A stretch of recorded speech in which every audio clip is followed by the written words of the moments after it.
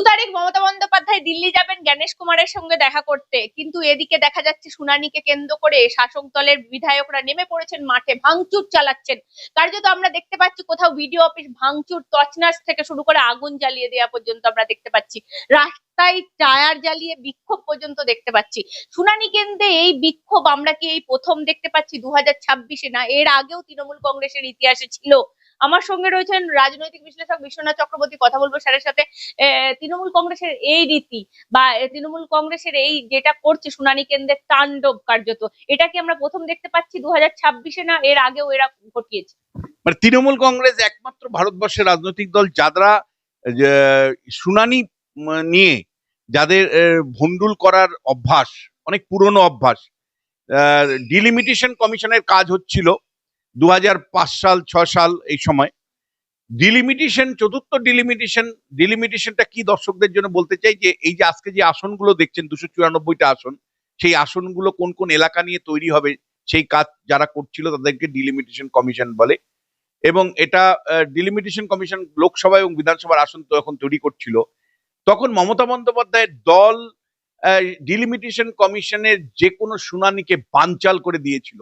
আপনাদের মনে রাখতে হবে আজকের মমতা বন্দ্যোপাধ্যায় আর বিরোধী মমতা বন্দ্যোপাধ্যায় ঠিক উল্টে বক্তব্য রেখেছিলেন। বিরোধী মমতা বন্দ্যোপাধ্যায়ের বক্তব্য ছিল বামেরা তখন শাসনকালে যে একের পর এক জেলায়, সীমান্তবর্তী জেলাগুলোতে অনুপ্রবেশ ঘটিয়ে দিয়েছে বামেরা।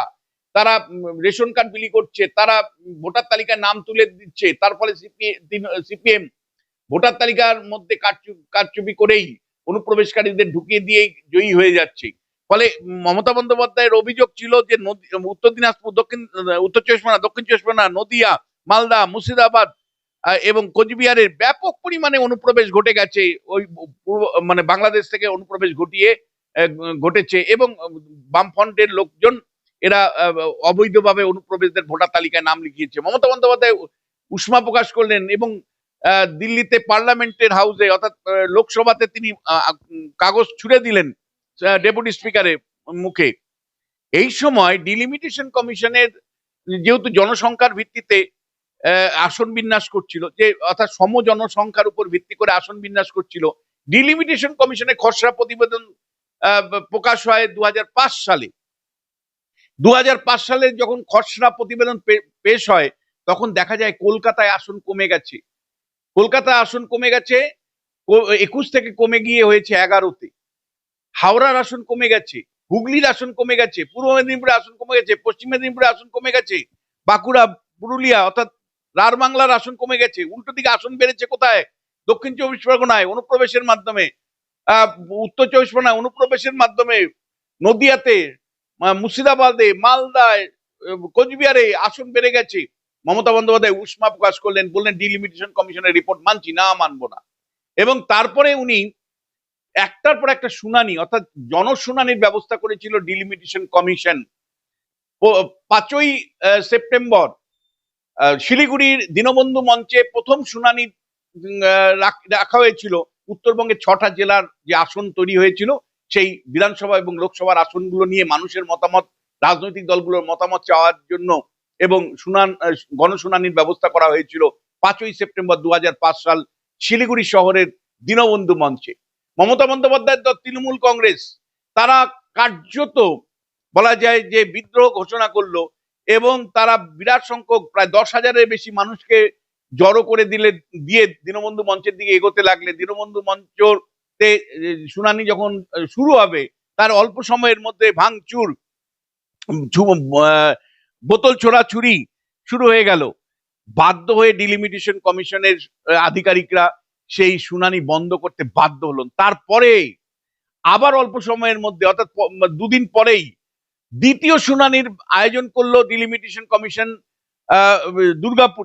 দুর্গাপুরে যে ডিলিমিটেশন কমিশনের শুনানি, সেই শুনানিতে তৃণমূল কংগ্রেস ভন্ডুল চালালো এবং তাদের অরাজকতার ফলে তৃণমূল কংগ্রেসের মানে অসংসদীয় এবং ভাঙচুরের ফলে শুনানি বন্ধ হয়ে গেল এবং রার বাংলার অর্থাৎ বীরভূম, বর্ধমান, বাঁকুড়া, পুরুলিয়া এই সমস্ত জেলাগুলোর যে শুনানি, সেই শুনানিতে মানুষ তাদের মতামত জানাতে পারলেন না। এরপরে দিনই অর্থাৎ 8ই সেপ্টেম্বর তৃতীয় শুনানি ছিল কলকাতার মহাজাতি সদনে। কলকাতার মহাজাতি সদনে তৃণমূল নেত্রী মমতা বন্দ্যোপাধ্যায় স্বয়ং নেমে গেলেন মাঠে, 15,000 লোককে জড়ো করলেন। 15,000 লোককে জড়ো করে মমতা বন্দ্যোপাধ্যায় মহাজাতি সদনের দিকে এগোলেন, আর তার ওই মহাজাতি সদনের ভেতরে তার লোকজনকে পাঠিয়ে দিয়ে কাগজ ছোড়াছুড়ি, মাইকের তার কেটে দেওয়া, বোতল ছোড়াছুড়ি, এমন একটা পরিস্থিতি তৈরি করলেন তৃণমূল কংগ্রেস নেত্রী মমতা বন্দ্যোপাধ্যায়ের নেতৃত্বে তৃণমূল কংগ্রেস সেই মহাজাতি সদনের তৃতীয় শুনানি 8ই সেপ্টেম্বর 2005 সাল, সেটাও বন্ধ হয়ে গেল। ডিলিমিটেশন কমিশনের কাছে বিরাট সমস্যা আসলো যে আদতেও কি শুনানি হলো আইনগতভাবে, এবং সেই নিয়ে তৎকালীন যিনি অ্যাটর্নি জেনারেল ছিলেন অশোক দেশাইয়ের মতামত চাওয়া হলো। অশোক দেশাই বললেন যে ডিলিমিটেশন কমিশনের তো কোনো দোষ নেই, তারা তাদের মতন করে শুনানি 3টে জায়গাতেই ব্যবস্থা করেছিল, মানুষের মতামত নেওয়ার কথা বলেছিল। এবং অশোক দেশাই বললেন যে না, কমিশন কোনো ভুল করেনি, রাজনৈতিক দল ভুল করেছে, অথবা মমতা বন্দ্যোপাধ্যায় ভুল করেছেন, সেইরকম মতামত গেল। এবং ইতিমধ্যেই ডিলিমিটেশন কমিশন আলাদা করে মানুষের কাছে অনুরোধ করলেন যে আপনাদের মতামত আপনারা আমাদেরকে আমাদের অফিসে পোস্ট অফিসের মাধ্যমে বা মেল যোগে পাঠিয়ে দিন, এবং সেই কাজটা বহু সংখ্যক মানুষ করেছিল।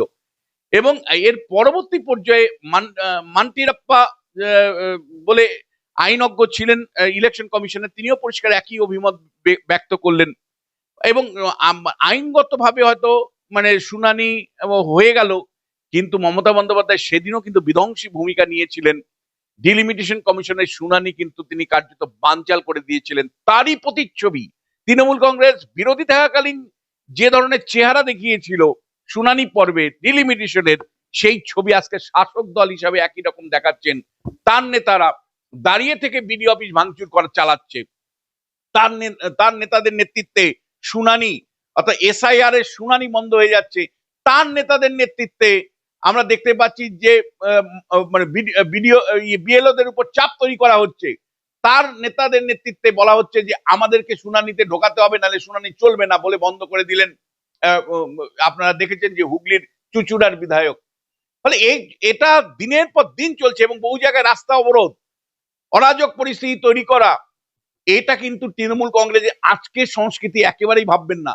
তৃণমূল কংগ্রেস এমন একটা রাজনৈতিক দল যারা সংবিধানকে কার্যত মানে না, যারা ইলেকশন কমিশনকে শত্রু ভাবে, যারা যে ইলেকশন কমিশনকে প্রতিপক্ষ ভেবে তারা তাদের নেত্রী নিদান দেন যে হাতা খুন্তি নিয়ে আপনারা নেমে পড়ুন কেন্দ্রীয় বাহিনীর বিরুদ্ধে। কেন্দ্রীয় বাহিনী আসলে তাদেরকে হাজারদুয়ারিতে ঘুরতে পাঠিয়ে দেন নিরাপত্তা বাদ দিয়ে।